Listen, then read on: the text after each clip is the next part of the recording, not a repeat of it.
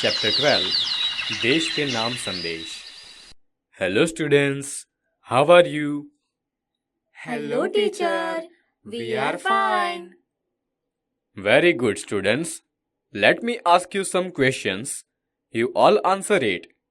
Yes teacher. So listen, how do you inquire about the health of your distant relatives? Come on Dhruvin, you tell me.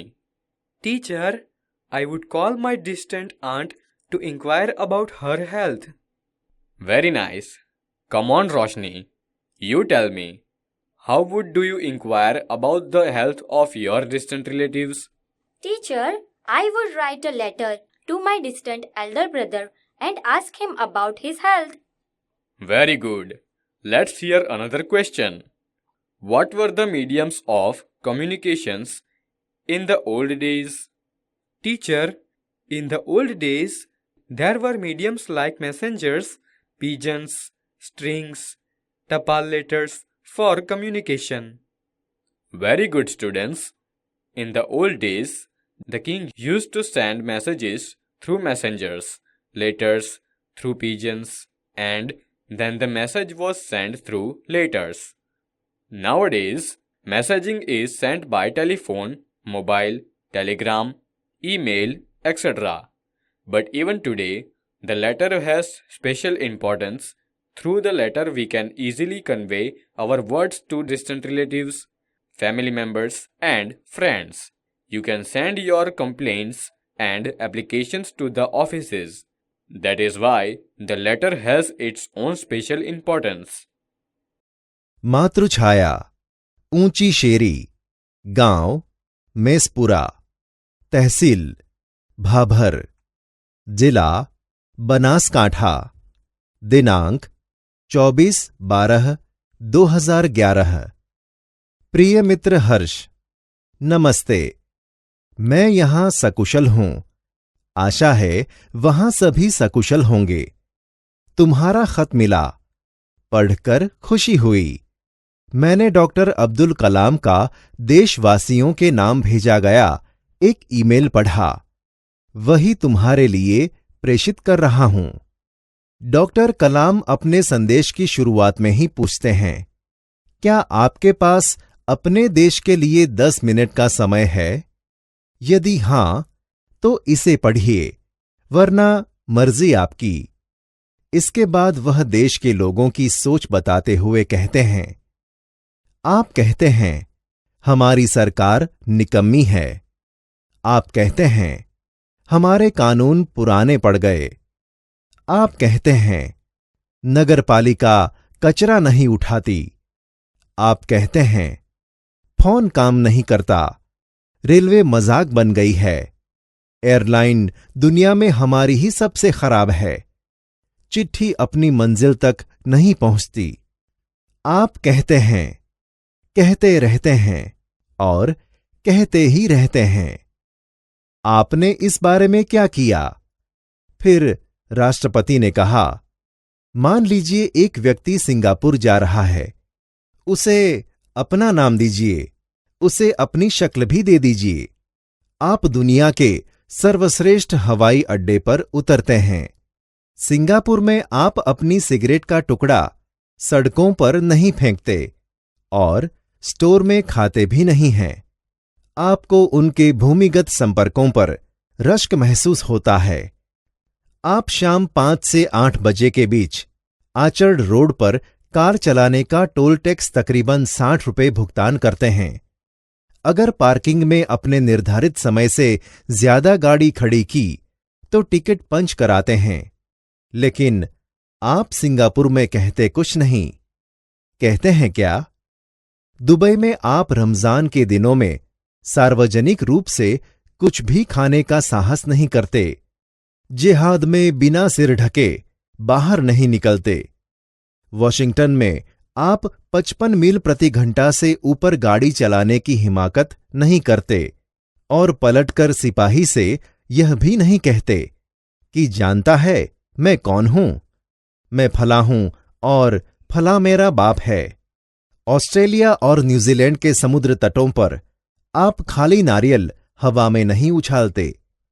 Tokyo में आप सड़कों पर पान की pick क्यों नहीं थूकते? बॉस्टन में आप जाली योग्यता प्रमाण पत्र क्यों नहीं खरीदते? डॉक्टर कलाम बीच में ही याद दिलाते हैं, मैं आप ही के बारे में बात कर रहा हूं, सिर्फ आपके। डॉक्टर कलाम कहते हैं, आप दूसरे देशों की व्यवस्था का आदर और पालन कर सकते हैं, लेकिन अपनी व्यवस्था का नहीं। भारतीय धरती पर कदम रखते ही आप सिगरेट का टुकड़ा जहां तहां फेंकते हैं, कागज के पुर्जे उछालते हैं। यदि आप पराये देश में प्रशंसनीय नागरिक हो सकते हैं, तो यहां भारत में आप ऐसा क्यों नहीं बन सकते? डॉक्टर कलाम ने मुंबई के पूर्व महानगर पालिका आयुक्त तिनायकर के हवाले से कहा, अमीर लोग अपने कुत्तों को सड़कों पर घुमाने निकलते हैं और जहां तहां गंदगी बिखेर कर आ जाते हैं, और फिर वही लोग सड़कों पर गंदगी के लिए प्रशासन पर दोष मढ़ते हैं। क्या वे उम्मीद करते हैं कि वे जब भी बाहर निकलेंगे तो एक अधिकारी झाड़ू लेकर उनके पीछे पीछे चलेगा और जब उनके कुत्ते को हाजत लगेगी तो वह एक कटोरा उसके पीछे लगाएगा? राष्ट्रपति ने मिसाल दी कि अमेरिका और जापान में कुत्ते के मालिक को उसकी छोड़ी हुई गंदगी साफ करनी पड़ती है। फिर शासन व्यवस्था के बारे में डॉक्टर कलाम ने कहा कि हम सरकार चुनने के लिए वोट डालने जाते हैं और अपनी सारी जिम्मेदारियां भी वहीं उलट आते हैं।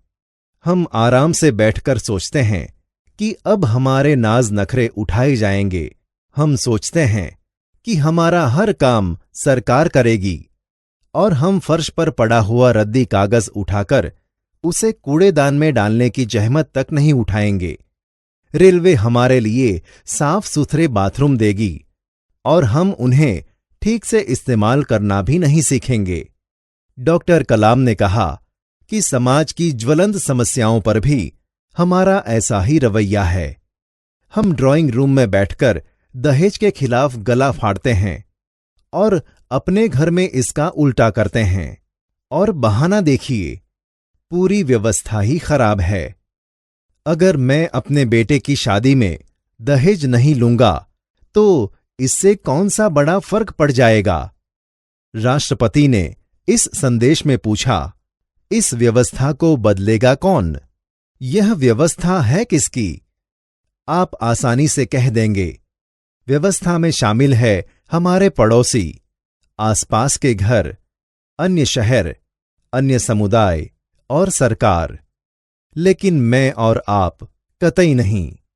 जब कुछ अच्छा करने की हमारी बारी आती है तो हम अपने परिवार को सुरक्षित कवच में घेर लेते हैं, दूसरे देशों की ओर निहारते हैं और इंतजार करते हैं कि कोई मिस्टर क्लीन आएगा, अपने जादुई हाथों से चमत्कार करेगा, और ऐसा नहीं होता तो आप देश छोड़कर ही चल देंगे।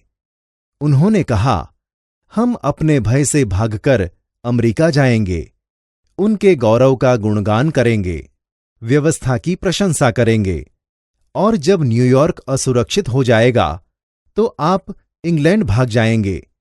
इंग्लैंड में बेरोजगारी होगी तो खाड़ी चले जाएंगे, और जब खाड़ी में युद्ध छिड़ जाएगा तो आप मांग करेंगे कि भारत सरकार हमें बचाकर घर ले जाए।